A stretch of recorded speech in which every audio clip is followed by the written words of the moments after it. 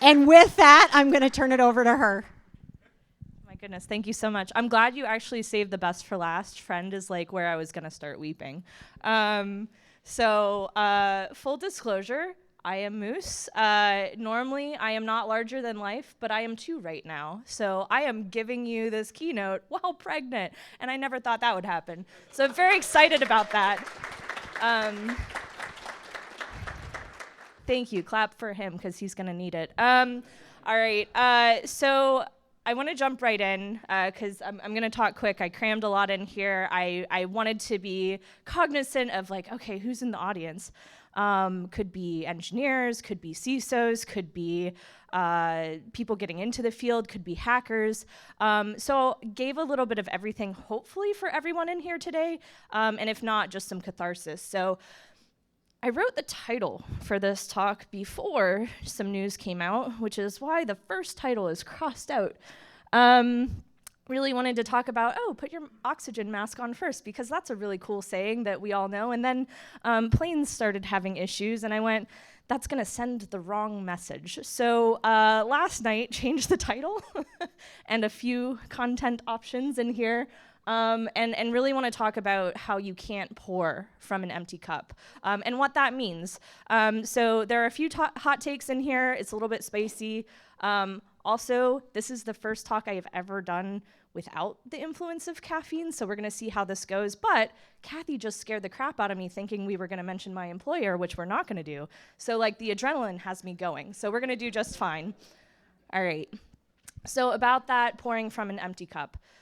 Really, the analogy is for this. You cannot help the organization that you're working with, whether that be private, public, or yourself, if security has the wrong tools, people, and priorities. And so we'll talk a little bit about how to get that in place and what those are today. But before we do that, who am I and why am I here? Just a little bit about me. Actually, Kathy went over most of this. I get people out of bad situations for money when I'm getting paid for it. I've done it without money, so like a little bit of both. I have ADHD, so I've had a million other jobs. I was a ballroom dance instructor. I was an autopsy tech, lifeguard, Foley artist, vet tech, bartender, whatever. I am a mother of cats. Like Kathy said, I love animals, and I'm located in Brooklyn. You can find me on Twitter, Blue Sky, whatever. I am LitMoose. So we're going to just jump right in. What are we talking about today? This is my ADHD showing. I promise all of these go together. So first and foremost, security is an emotion. We're going to talk a little bit about that. We're going to get in touch with our feelings. Sims, as we know them today, are dead. Insider threat wears many masks, including APT. Most people think of like malicious, non-malicious insider threat. We'll talk about who's doing it a lot right now, and it's not who you would think, or you read the news and it's exactly who you think.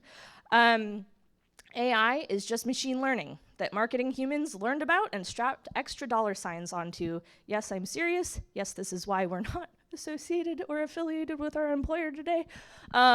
Most of it is poorly executed and has been pushed too early. Do we even care about sensitive data structures anymore? And if not, can we at least pretend? And then YubiKeys. I'm so thankful that everybody has started putting hard tokens, and I say YubiKey because that's what most people are familiar with, have put that in place for 2FA. They're not going to save you. So let's talk about that a little bit. And then if anybody asks, my name is Moose, just Moose.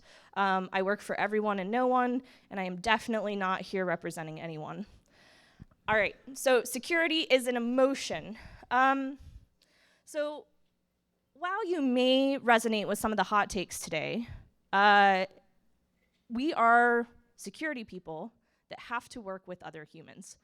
And in order to make successful changes at your organization, it really, really matters how people feel about you, how people feel about the people you work with, and how people feel about your project and your missions.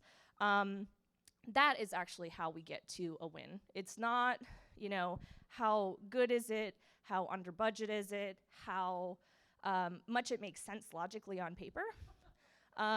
Logic actually is the last thing humans think about, psychology-wise. Really, people remember you based on how you make them feel. So having that forefront is really hard. I say it's hard, even though it sounds easy to say out loud. I'm an engineer to my core. I would rather sit at home with my computer and my cats than really convince someone of anything. I'm a terrible social engineer, for instance. So this has been a struggle my whole career, but we're gonna go into how we do this. All right, so let's start by filling up your cup. Hardest thing, budget.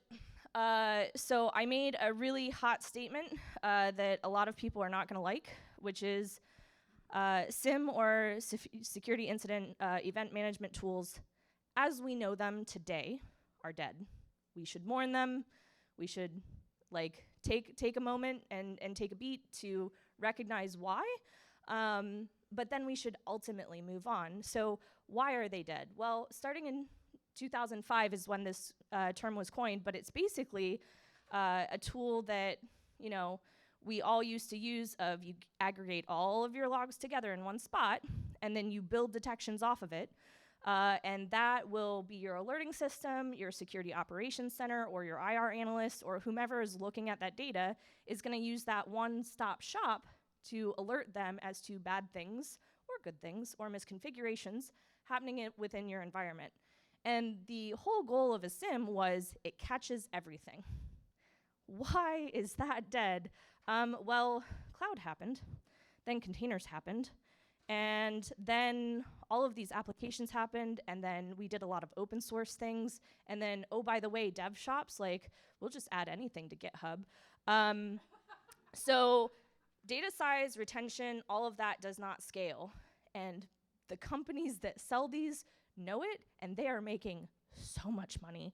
And it's so much that now CISOs and senior directors, managers, wherever you sit in the company, if you're in leadership in this room, my heart goes out to you right there with you. When you're doing budget, it's become the heartstrings of, oh my God, I have to pick between this tool and proper headcount. So people to analyze the tool or the tool that really doesn't do its job on its own. And when you have to pick between those two things, you just lose, because none of it comes out of the box configured properly, ever. If somebody thinks it does, talk with me after. And the data type variance. So you have now all of these different data types coming in. There's a lot of custom data types. It's a moving target. And these companies that build these tools, if they can keep up, great, but a lot of times they can't, and especially if you're building anything in-house, don't even count on it, because you're gonna have to create custom parsers yourself, and good luck figuring out the secret sauce of how to make those custom parsers. Competition has knives out, so here's a fun one.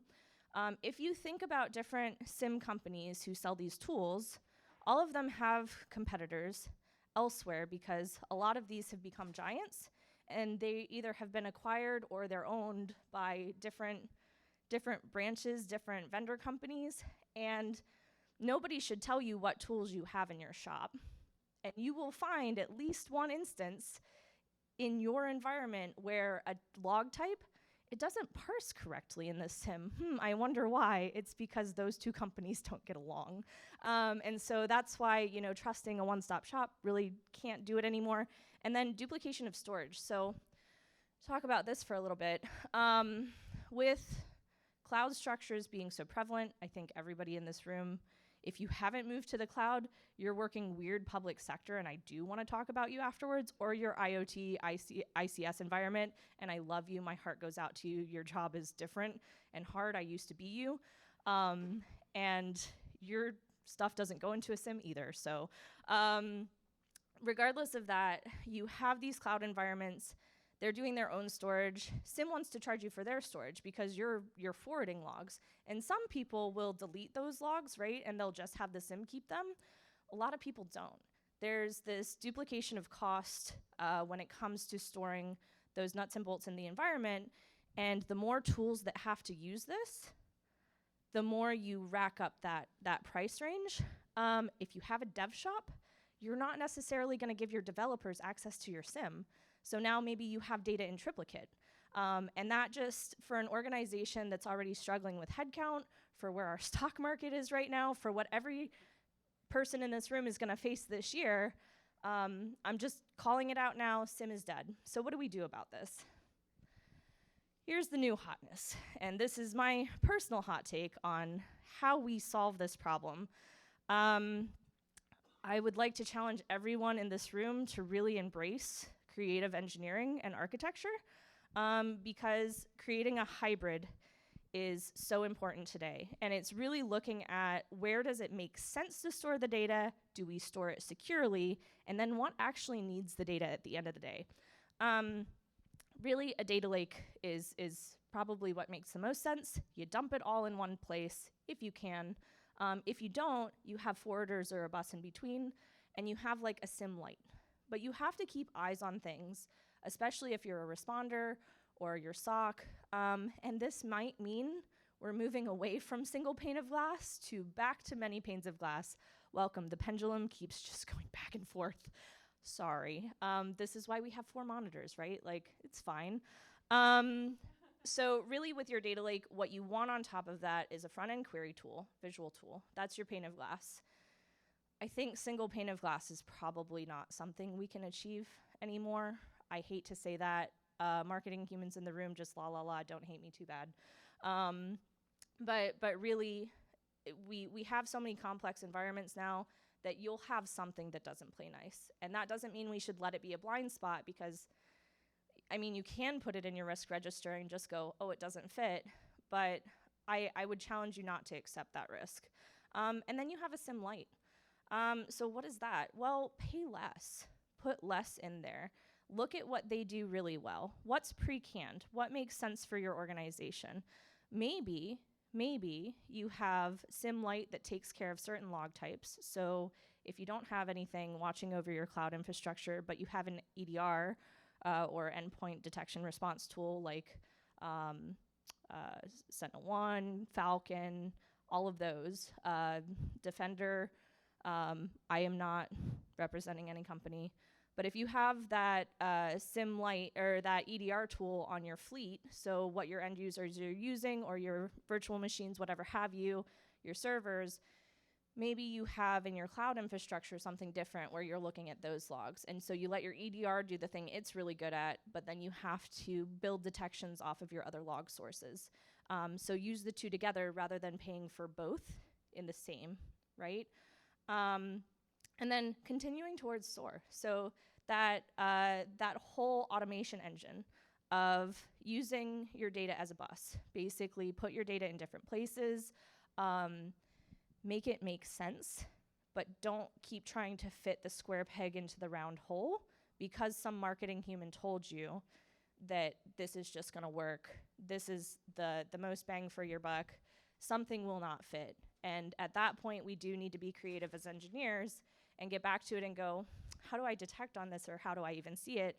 And you can do a lot of creative things. Shout out to anyone in this room who uses like BigQuery and Looker, just writing something to PubSub real quick, piping it over, writing your own query, and then Looker, data dashboard. It looks a lot like a SIM. You can actually do this on your own. It's a Band-Aid to your logs don't fit anywhere else, and you don't want to lose sight of them. So trying things like that. So that's kind of a budget workaround. But the trick here is what you're doing is you're trading that really, really expensive tool that you're checking the box on for humans. And I think that's worth it every day of the week, and that's why this is a hot take. Next thing is baselines. So all of that data creates this nice little visual of what we call normal, or a baseline for what's going on in our organization. What does that mean? Well, you have to have that data and take a look at it and analyze it in order to say, okay, this is what's normal. I expect people to come in during these hours of the day. I expect them to use these applications. I expect them from these locations. I expect them, and so on and so forth. Really wanted to talk about how organizations usually do this from the outside in, because we think about attackers as coming into our organization. how long ago was it? 2 years, 3 years ago? I think 2 years. Who knows a lot in the room about North Korea? I've got like 3 people. No, there's a couple of you. Let's talk about North Korea. North Korea is very unique. I have just a ton of awe for the amount of skill that they do in their country to ramp people up into like security wizards, sysadmin wizards, people who are just incredibly good in any operating system, in any environment. Years ago, because of all of the embargoes and what was going on with them, they were really going after cryptocurrency and financials. And that was how they were making money for their country, keeping things afloat, having a military complex. Well, cryptocurrency has done some interesting things, and eventually those kind of attacks run out, or you run into diminishing returns. So what happened when they ran into those diminishing returns? We started to see an uptick in insider threat cases from North Korea, where they were actually planting their individuals in large organizations. It started in the US, has now spread to Europe, and is doing and Canada, sorry, best friend right here in the front row. Thank you, Canada. And Canada. South America, everywhere, basically. They're spreading where the money makes the most sense, where it does 2 things. They started out actually just making money through these individuals. Like basically, North Korean citizen works at a job, that money funnels back to North Korea. So they're working a day's job. Well, that never lasts long, right? Then it was like, oh, you have some data we might like. We'll take that. So it ended up being exfil. Okay, data exfil. Well, what else can we do with that? Hey, ransomware makes a ton of money. Why don't we exfil and then extort you for it from the inside, from insider threat? And we started seeing that, right? They started exfilling that way. The other thing they do really ridiculously well is insert code. So like if it's a company that does business with a lot of other companies, have actually worked cases where they have taken a gold image, or basically like the base image of something. Virtual machines and containers are really popular for them. They'll change it, and then that's what's deployed to everybody, and suddenly they're inside every client that that company has in that supply chain. So wanted to talk about this because we are most adept at looking from threats coming from outside of the house, and really want to challenge people in this room, start thinking about inside and knowing this specific threat, what can we do to change it? So tactics, techniques, procedures, or TTPs on this slide, they're largely living off the land because you're hiring them as an employee. They're using what your business uses. It's hard to baseline that if it looks normal. So how do we start tweaking of like, where do we actually find this? Well, we know data has to leave the house at some point because that's what they're doing now. So looking at data out, we defined well-defined tool usage and segmentation, and identity and access management can save the day. So the interesting thing about these individuals when they're hired, typically they'll ship the computer to one location, and then the usage will be from another location. So having standardized locations for your employees, knowing where they're supposed to sit, and then checking against that and doing geolocation data, that's a huge win. That is what's caught a lot of this. They actually have known shipping locations where they prefer to ship it to, and then it will go elsewhere. It will route from there. So if your company's able to do it, having someone pick it up or sign for it with a face, huge thing. Location we talked about, and you don't have to do this alone. So what most security orgs are trying to do is to tackle like, oh, I'm looking in the logs, I'm looking in the data. Well, I just gave you all the intel of like, hey, they're interviewing. Who does your interviews? Okay, so some of your engineers, your hiring managers might do your interviews. They're not gonna sit in the security stack necessarily. They might be the dev side of your organization, but most folks in this room, if you work for a mid to large size company, you have a recruiter somewhere. Let your recruiters know what this looks like. And largely they're using like a ChatGPT or something like that, where somebody will ask a question, you'll have a pause, and then they'll answer. And they usually have a headset on. So there will either be somebody in the headset or there's a pause. Your recruiter can just say, hey, it looks like we have a bad connection and I'm having audio issues. Can you take your headset off? See if that's a problem. If it is, it gets really fun very quickly. Something is going on here. Oh, you know what? That doesn't seem to be working. Let's retest our connection. Log off, log back off, on, just test it. And a normal interviewer is not going to be shy about that. They're working in tech. You have technical difficulties all the time. So really knowing how to get around the social engineering aspects of this as well is a win condition you can put as a wall for your company and your shop from the get-go.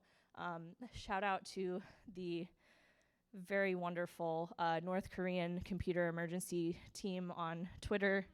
That is one of my favorite troll accounts of all time for putting this meme together. I did not create it on my own. All right, so that's insider threat. This one hurts me. I've already got some people laughing at this meme. This is me. We're one with that one. Let's talk about the good. AI is the hotness, right? A lot of people are getting conference talks off of AI. Let's talk about AI. And this is why I am Moose and not represented by anybody up here today. I have some spicy opinions about AI. I'll admit what it's really good for. Search, it is an absolute win. People who put up their own shops, who do their own search engine optimization, who run their own websites, not everybody is an expert, right? And being able to serve up data that somebody wants to them, despite, having a great product over here and you have somebody who wants the product, that might not always translate. There are language barriers. There are biases, cultural biases, depending on what region people live in. Somebody might call something a different thing. If I want to start a fight in this room right now, we'll talk about soda and pop, right? Ha! Fizzies. Oh my God, where are you from? Oh, okay. Once again, Jessica is on her own and will fight everyone in this room. Pineapple is regional and we can fight over that. Pizza, sorry. Pregnancy brain. I really love pizza, but I also have strong opinions about that. And we can talk about that later. But basically, you can take a bunch of different data that is publicly available and create better searches and better products, better consumerism. And so I would call it an e-commerce win. Netflix knew this very early on. Their searches were great. They're a lot of where this stems from of hey, this was really successful. We should all do this. No, we should not. Big data sequencing for our friends in medical. Huge win. Genome sequencing. All of the cancer research, a lot of things that have to do with health. Huge win because you have these large swaths of data and to go through them manually as a human is not possible. So letting a computer do it, sequencing it, learning from it, and giving you the pattern analysis, huge. It's machine learning though. And then behavioral trending trained on system data is a win. Who here uses an EDR tool? Oh God, hopefully more. Please more. Okay, so endpoint detection and response tools are largely behavioral. How do they know behaviors are normal? Well, they trained it on what a computer should do, right? What you expect it to do. And that's why when you have lag time in, if you ever have heard a vendor say this, hey, let it run for a week first. A lot of the identity and access management tools will say, hey, let it run for a week first before we tell you what's normal. They're doing this. They're basically letting it feed it information, do that algorithm on the back end, and look at what is actually normal based on the data. And so this is big data, right? It's something that is beyond what you would pay the entirety of this room up against a machine learning algorithm.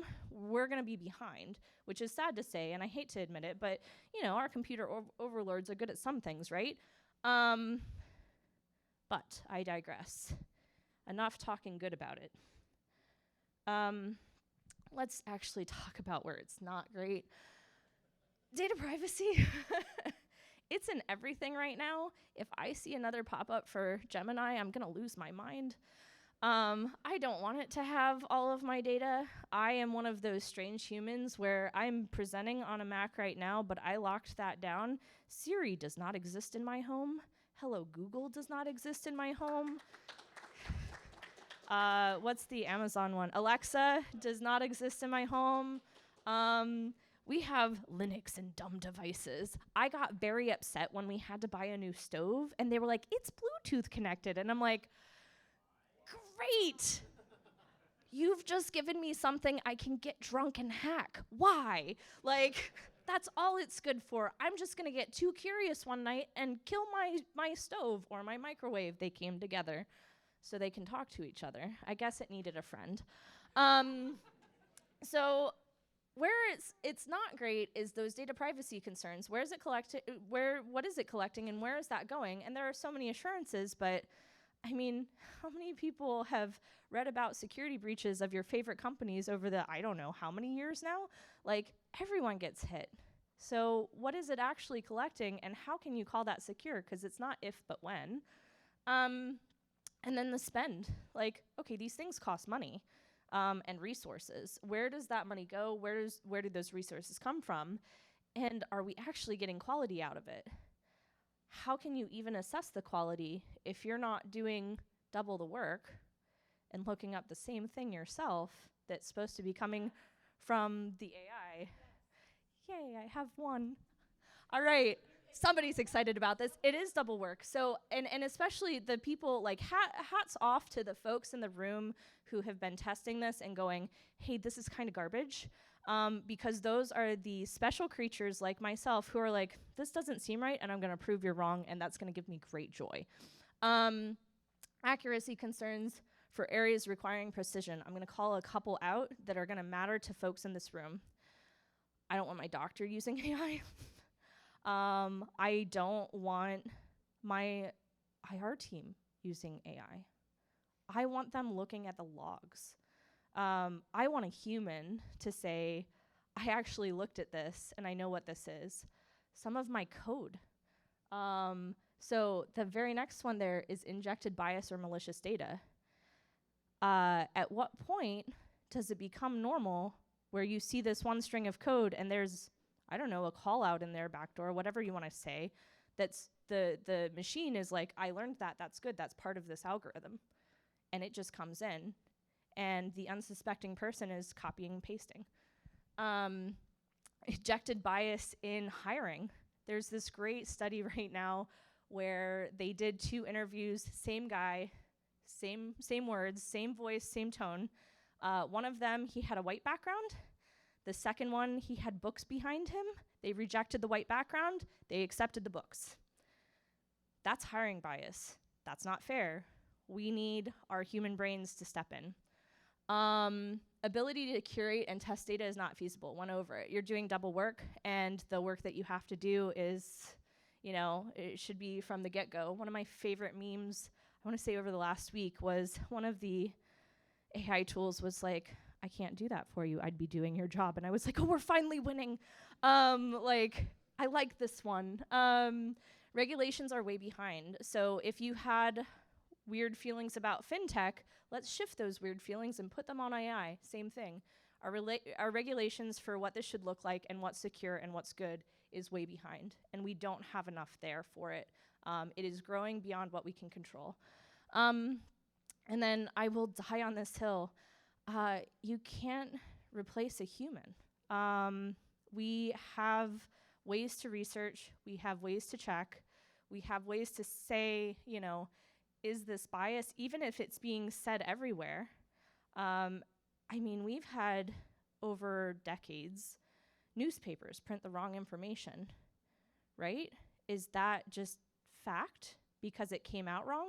Did we have to go back and correct it? Anytime you see something like that where we've had to go back and correct the data, that's something an AI tool can't do. Here's an additional consideration, and I'm going to use this to go into the weeds for anyone that's looking at logs in the room. If you have a SOC, if you are operating IR, if you're doing anything like that, sorry, I'm keeping an eye on the time.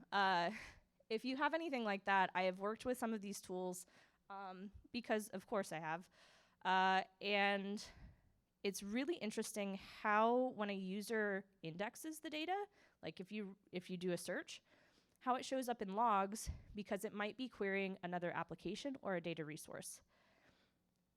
It might show an app ID, but here's a gotcha, and I'm not going to say which one did this, so I'm going to let you do this on your own. I was looking at logs the other day, and there was a little bit of a panic because somebody who wasn't at the organization anymore was suddenly looking up all of these papers in this data, right? It looked at first like possible data exfil or that access came back, something. And there was this tricky little field that came into those logs that said app ID. What was actually happening is that person who used to work at the company, they had made the last edit on those documents. And the application was doing the search on behalf of another user. It actually lost who was asking for the data. And it was showing the app ID instead in the document logs. And so knowing how these work and how the logs function and how they're gonna input, like give you back information, it's convoluted, it's weird. You have to have playbooks for it. And this is also gonna take strain on your engineering teams. Putting this in terms of money for your C-suite of like, okay, if we adopt this, it might make things easier in this way. These are the man hours you're gonna sacrifice and how much those security engineers cost. Put it in dollars. It is a give take, and then you're talking ROI of how much are you actually saving by searching or by doing something that maybe, sorry for everyone who uses it, maybe your devs should already be able to do on their own.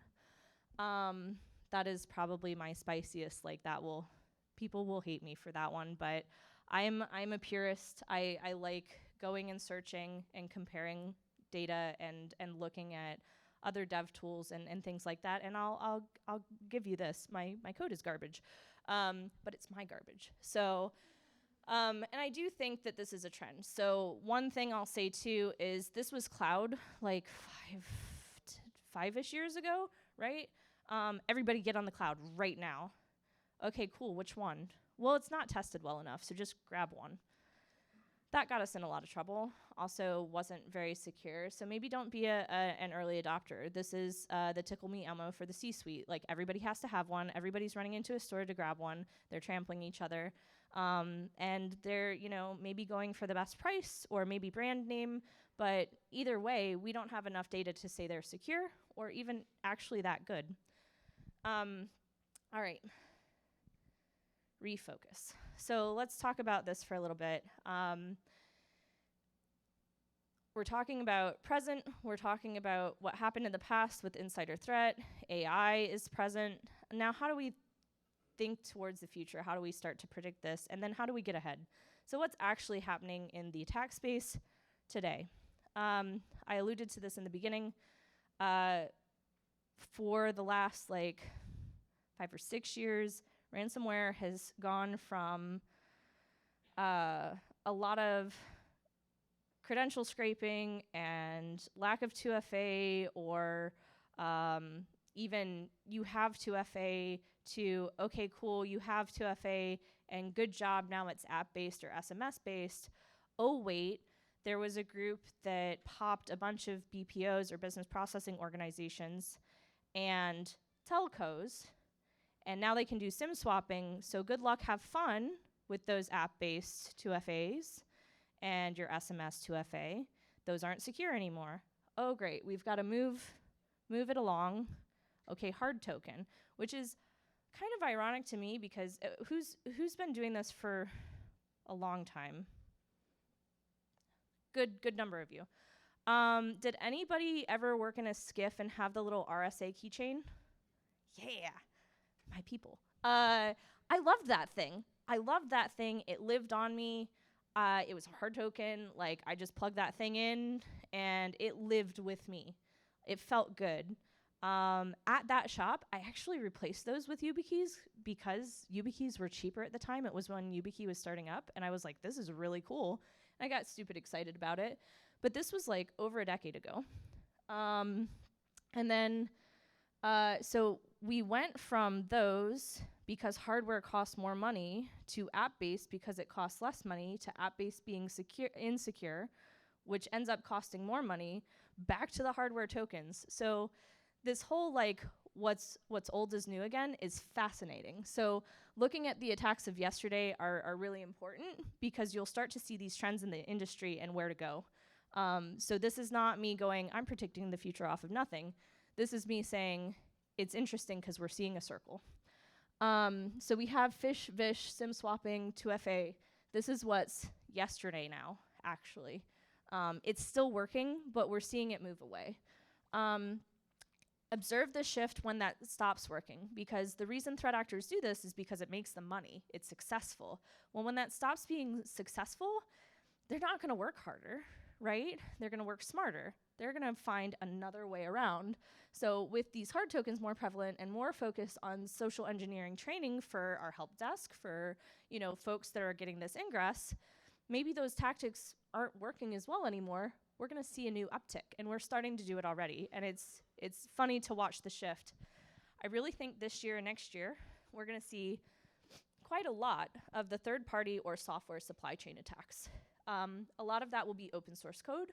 A lot of that will be things on GitHub, things that are readily used in a lot of environments. And then exploit development and vuln as an initial access factor, we'll see that uptick. And we've seen a little bit of it, right? But really starting to see the shift of, oh no, the threat is everywhere, all around us, all at once. What do we do? And I love this picture because that's like every conversation I have about a vendor or a tool of like why we use it. It just works, okay? So this is what you're up against too of getting folks to shift off. So when everything is a threat, where do we even start? Well, first with a cup of coffee. Treat yourself. But then we need to look at like where access happens or where we have controls, because you can't see what you can't see. So add some visibility. Your vendor should not have God mode unless they give you a very good reason, and at which point you sign them in to work for your company and they're now an employee.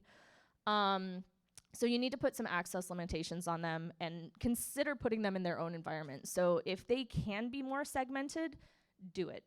But one-way trust instead of two-way trust, things like that. Like really think of restricting your vendors and make it harder. So like, sure, maybe you adopted a vendor 3 years ago and you're on a 3-year contract. Make it normal for you to review that once a year or twice a year. Look at the wording, look at what they're actually accessing and test it. Make sure that in your statement of work or SOW, you have something in there for testing and that they test as well. And then consider what this is called as N-2 version, meaning 2 versions back. I'm not going to name names. Who here has been affected by a major vendor outage?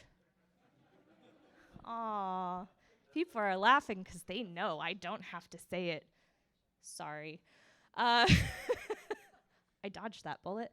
So N-2, why is this important? Well, vendors and software, they do changes all the time, and sometimes it comes out and there's a gotcha and they don't even know it yet. So staying back a couple versions as long as it's safe is super important. And this is everyone. This is not one company. Just because it happened famously to one company, it's funny, it's happened to a lot of people and people forget. It's just whoever it happened to last, right? So we laugh. But it might be you next. Okay, so software. Deny allow lists are your friends. There are different controls in different kinds of software. Love GitHub. The only thing I'd ask for with GitHub is the allow list is universal for enterprise. God, I wish I could do it by repo because I'm that level of like meticulous. I can't. So, but making sure that you have that allow list in place, and if something comes up, like we had TJ Actions come up this last week, you can just remove it. mitigated. Like when you have an allow list, that is your quick stamp, and then you can go back and code and fix it later. Bug bounty programs, if you have apps in-house, make sure you have one of these. You want the good guys testing you. And to give you that feedback rather than somebody else find it, right? Review and restrict your data types, access, and permissions where possible. This is huge. This is about that strict vetting and review process. Vendors, software are both the same. If somebody is asking, oh, we need Workday to talk to this application, let's say it's an LMS. That's common, right? You want Workday to talk to your learning management system so that you can see who's done different trainings, right? What else is stored in Workday other than names and managers' names? A lot of data. Sometimes PHI, right? Location data, all of the sensitive things about your employees. Don't give that to your learning management system. Make it restricted. Look at the data pipes. If you have to build something custom, if you have to have a custom SFTP, do that. If it can't work via API, right? And if you can't restrict via API. So really look at like putting pause, don't go too fast, and restrict where possible, because if these vendors and software companies, like if pieces of software, pieces of code do get that compromise that happens, if it's not publicly accessible, you're doing better. So like shout out to everybody who had TJ actions in a repo this week, but it wasn't a public repo, you won. Private repos, not really affected, but rotate your secrets, because it's still dumped. But things like that, where you're doing this defense in depth, and it's really this layer approach. So a good example of this is browser extensions. Go in and give yourself a little bit of a horror story right there. Check what it has permissions to. You will be surprised. And then, do you have the right tools in place to automatically detect and block this? One last hot take, EDR has never been a catch-all, as much as it's marketed as one. And I say that because there are different things it doesn't do that other tools do. Even though some now have built-in firewall that's still on an endpoint, it's still not like at your like ALB layer or your load balancing layer. Like there's different layers, and we just can't lose sight of this promise of I can make your life simpler when your life will never be simple. So consider layering other solutions. I really like this first one. Binary and access authorization systems, love it. Love the idea of it. I like the name of this one too. This is open source. You can go on GitHub and get this now. Santa is for Mac OS. The reason it's named Santa, and I talked to the person who built this about it, it's because it keeps track of the naughty and nice binaries. Isn't that adorable? I freaking love it. Peer review for minor changes. You know, it doesn't have to be this big convoluted process of change review, every week. If you work in a dev shop, you'd never get anything done. But make sure there's another human on the other end, because as soon as it becomes programmatic, or you have a threat actor compromise one account, make them work for it. Like they need at least one other person to push their change. AppDR, this is new.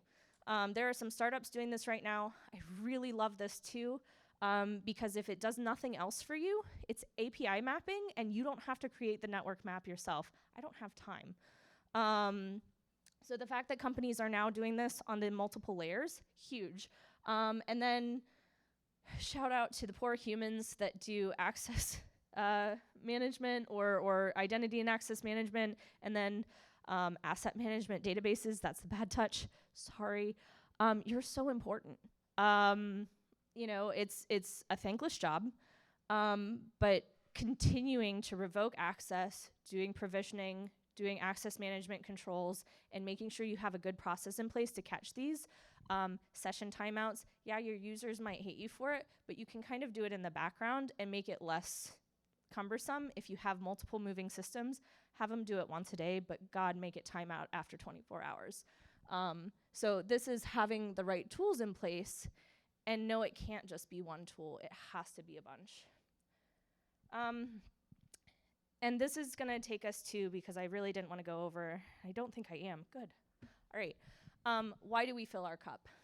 So you can fill others. This all fits together, even though it was my oh my God, how do I cover all of the things that are happening in security right now that are super important, and I'm seeing all of these red flags and all of these things and all of these pitfalls. You can't do everything all at once. You have to do everything one at a time and small. There's no silver bullet. But you end up filling all of these different areas because every bit is going to allow you to have that holistic structure of a good security program. And while we can't always predict the future, we can study the past and we can improve the present. These things go in circles. And so really, coming to this, you're already doing great. You're going to listen to everybody in the room today, multiple talks. You're going to get wisdom from lessons they learned. Take all of that together. That's the studying. You'll make your present better. The big problems are just 3 smaller problems in a trench coat. Break it down. Make sure you're dividing and conquering. Not everything has to be a huge project plan. Some of it is just, hey, I'm going to do discovery on this. And that's step 1, and that's okay. But you can write that in. And then never underestimate the power of smaller or targeted solutions in addition to big names. So there's a lot out there that gets a lot of notoriety, and for good reason. It's good products. But don't be afraid to try a startup on a trial basis. Get a design partnership. Work with a new company. See what they have to offer. Always be doing one of those requests for quotation. And hey, your budget might go down with that big company too if you start throwing these little ones at them. So it's a win-win. And then create engineering alliances. So I'm talking to you today as a keynote. It is incredibly humbling because I am aware of the teams I've worked with in the past. I'm aware of the people who I have worked with over the years who have helped with the knowledge that lives rent-free up here. And I'm aware of my team at home that I work with now and all of the work they do on a daily basis. I am not a single shop. I don't do all of this on my own. I would fail. So creating those alliances in different arms of the organization as well, devs, QAs, project managers, your PMO, everybody's a friend. So letting them know, hey, did you hear about North Korea? Great conversation starter. By the way, if you want one free bit of very useless intel, Kim Jong-un is obsessed with Swiss cheese. There is a not insignificant portion of that money that went towards having sophisticated cheesemakers for him so that he could stay stocked in his favorite food. So there, now you can do small talk. And then above all, remember that you will have support if you can hit on that emotional core. So security is an emotion. People will remember how you made them feel. C-levels are a little bit different. They want to feel like they're spending less. So maybe think about your audience and what they care about. I had an actual awful boss once. We did not get along, but his voice will echo in my head forever he would always ask me, okay, why do I care? I was like, oh my God, why are you asking me this? I've just told you why I care. And his answer was always, why do I care? And it shifted me. It made me better. Even though I hated it and I thought it was the most callous thing I'd ever heard in my life, I had to reword what I was doing on, okay, why does name redacted care? And it did. I actually was able to work with other companies and other people if I could just put myself in their shoes and go, why do they care? And that's it. I took a bunch of time. Thank you for letting me bounce around. I want to give some thanks before I close.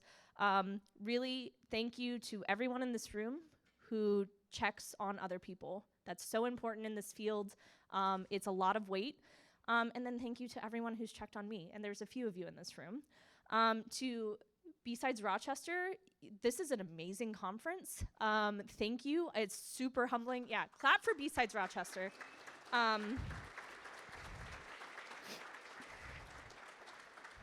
Thank you for getting me out of my basement and believing in me and asking me to do this today. It's an incredible pleasure. And again, it's humbling knowing that I stand on the shoulders of giants.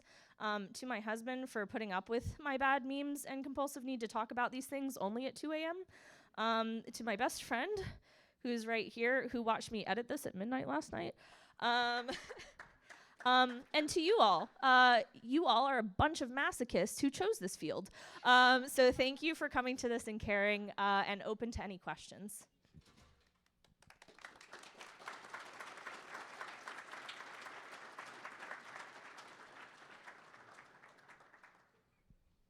Yes. Hey Moose, how are you? Okay, so I agree with you wholeheartedly, and you saw me like amening when you were saying that AI actually makes more work for us because of the amount of verification, validation we have to do with those results, figuring out what its sourcing was, et cetera, to be able to validate.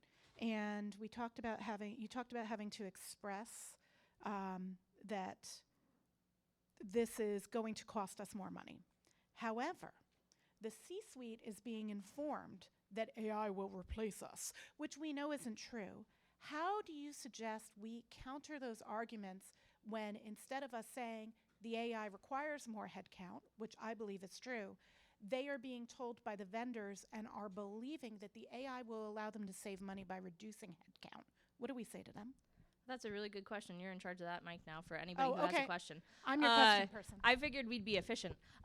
So what you can say, so this is really difficult, and you might have to try a few tactics. But I usually ask, well, we never purchase and go all in on anything without testing it. So where are we going to start, and can we actually get data that it's actually reducing headcount over time? And so I push back in the way that they ask me to put my budget together of like, oh, well, you actually want to see my like 1 year to 3 year plan. What is this going to cost over 3 years? But we don't have the data knowing it's actually going to do what it promised. And then I typically get a little bit shady and throw some other things under the bus that haven't worked over the years. And I'm like, remember when this cost a lot of money? We should like test this. And even if we do a longer purchase, maybe just do it for a smaller size of the business. And try and do things iteratively. Honestly, there's going to be a lot of lose in that. They're going to conferences right now where it is being pushed, and it's being pushed as part of every product. I am also encouraging C-suite and those who work for them, do as many live demos as you possibly can. If your words don't shoot it down, I promise you a bad live demo will. So get them involved to where they actually see a live demo of these products, because a lot of them are rushed. I'd also encourage, as part of this, get your legal team involved. Make the AI do something with legal. That's a lot of fun. My big issue is I don't believe AI is defensible in court, and I deal with court. And so I totally agree on that. That's my argument. There are a couple of conferences who have done that. There's one based in Chicago. It's the state attorney general of Illinois. Actually had that point, and there are folks working out of California on it. So there are allies for that too if you're worried about like the legal side of things. Thank you. There's one. Who's got a question? Thank you, Jessica. Thanks. I just want to more double down on what you just said. So I believe that a lot of being in security leadership is sales. And you have to, when you say, why do I care? You need to kind of sell it to that person, convince them. I think that one of the things as a log management person, most of my career, I ignored was risk and compliance and that team and how they can help you enable, like put an AI policy in place, put things in the path of procurement to help prevent just like 35 AI tools or whatever tool it might be coming to point. So, don't overlook the ability to use policy and procedure and legal, like you just said, to put the brakes on these things. But also, once those policies are defined, you might have a policy that says we need to retain for seven years. Well, now you can get the investment to do that because the ELT or the leadership team has agreed that like we care about this as a business. So one thing that's been going away, and sorry if anybody here has been affected, leadership is cutting GRC, the risk and compliance humans. if you have one left at your business, find them, hug them, cling to them, and make sure that your leadership knows that they're important, because they are our allies. Hi, thank you. Really enjoyed all of that. So you were mentioning the North Korean insider threat and wanting to reach out to other parts of the business for support. How do we do that without doing just McCarthyism, which I don't think is your goal at all? You're correct. That's not my goal, and I'm glad you said something kindly and gently. So I do this thing. I'm a pretty goofy individual. I have never had a slide deck, even professionally, that has not had a meme in it, ever. They can take it out of my cold dead hands. But I do what's called a threat briefing. So at my company, I'm not just, in the director space, I also built a threat intel program. And so getting this to others in the business, I was like, hey, this is new. Would you like to hear about threat intel? And the answer is almost always yes. They're very curious, no matter who they are. And I only make it a portion. So North Korea as oh my God, another country that's our adversary might affect our business, horribly scary. Remove fear, uncertainty, and doubt. Make it twofold. So that's only a small portion of what you tell them that day, and say, hey, this is what you can control. This is what you can't control. This is just for your knowledge. This is not on your head. This is just us sharing, because the more you know, the safer we are. Take that stress off of them. And then the last part of what I always do, and this is important to me, and not everybody has to agree with it, but I think all good intel is usable. I don't think intel is intel if it's not usable. So the individuals you're meeting with have personal computers and they have phones. Share with them something that matters to them in their life, in their family, and something that is also threat intel related that is not North Korea related. You can pick and choose. There's a lot out there right now. It's tax season. Give them a little seminar. So layer it so that the only thing you're not coming to them with is North Korea, because then, yeah, it's super scary and you're like, I'm in security and I'm important, which you don't want to do. So it's more about being the helper rather than the knowledge base in the room. That's a great question. Thank you. And I think we're right at time. I don't want to run too far over, but I'll let you be in charge of that. Yeah, and I'm going to have to make a closing remark. So thank you so much, Moose. Thank you.